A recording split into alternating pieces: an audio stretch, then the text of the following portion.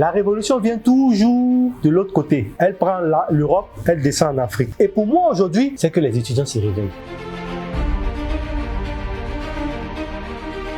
Prenez les grands projets comme Google, comme Facebook, comme WhatsApp.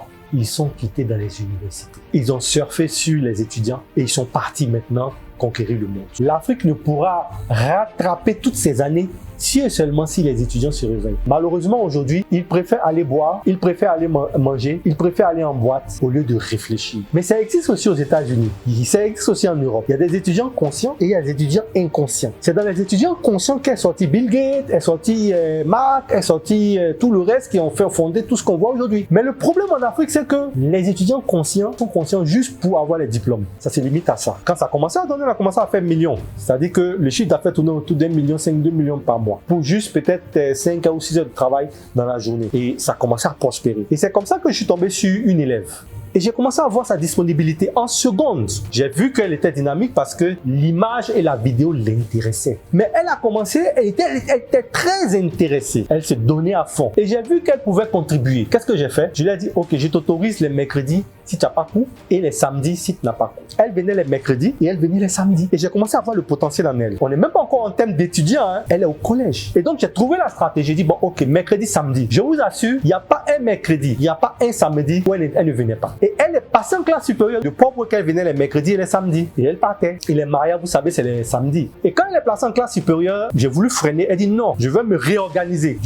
J'aime. Et à l'époque, j'avais même ouvert un studio à Koumassi. Pendant que tout le monde cherchait cours de vacances, elle est venue travailler maintenant normalement toute la journée. Et quand elle a repris les cours pour la classe maintenant de terminale, elle a continué mercredi, samedi. Et là, j'étais un peu réticent. Elle m'a envoyé les résultats. Elle a eu sa moyenne. En terminale. Et 2 mois avant l'examen, je voulais lui donner un repos pour dire non, vas-y, occupe-toi vraiment de ton examen. Elle dit non. Je vous assure que la dernière semaine où il y a eu l'examen, à cette année-là, on avait 3 à 4 mariages le samedi. Et elle les a fait.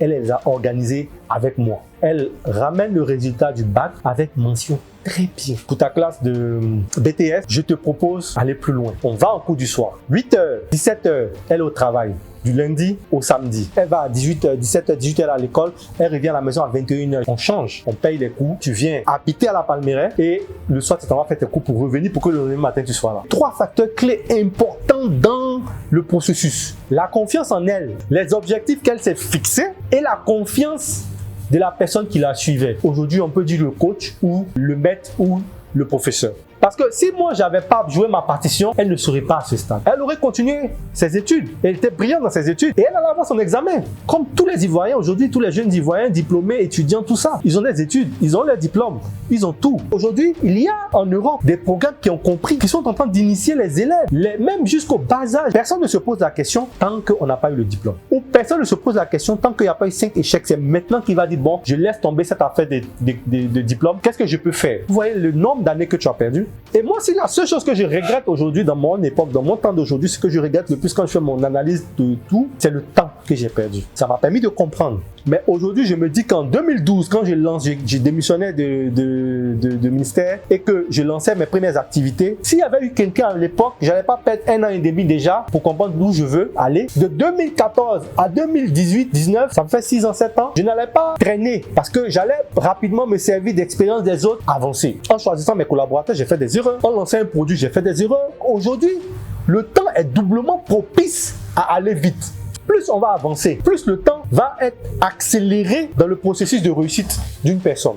Et l'expérience avec cette ancienne collaboratrice, pour moi, m'a permis de pouvoir travailler sur mes propres enfants. Tu peux pas aller prêcher l'évangile et puis toi-même, tu n'es pas en conformité avec ça. Sur 10 photos, j'ai la moitié qui sont faites par celui qui me suit, Suleiman, caméraman, photographe, et l'autre moitié par mon fils de 7 ans. Ma collaboratrice, je lui ai fait confiance. J'ai testé, j'ai vu. Elle savait où elle voulait aller. C'était le deuxième facteur. Et avec mon fils, c'est la même chose. J'ai détecté son talent. J'ai détecté ce qu'il veut. Ma fille, elle a 12 ans. Dès que j'arrive à la maison, elle vient, elle regarde sur mon corps. Elle veut casser mes boutons. Qu'est-ce que j'ai détecté en elle? Son talent d'esthéticienne.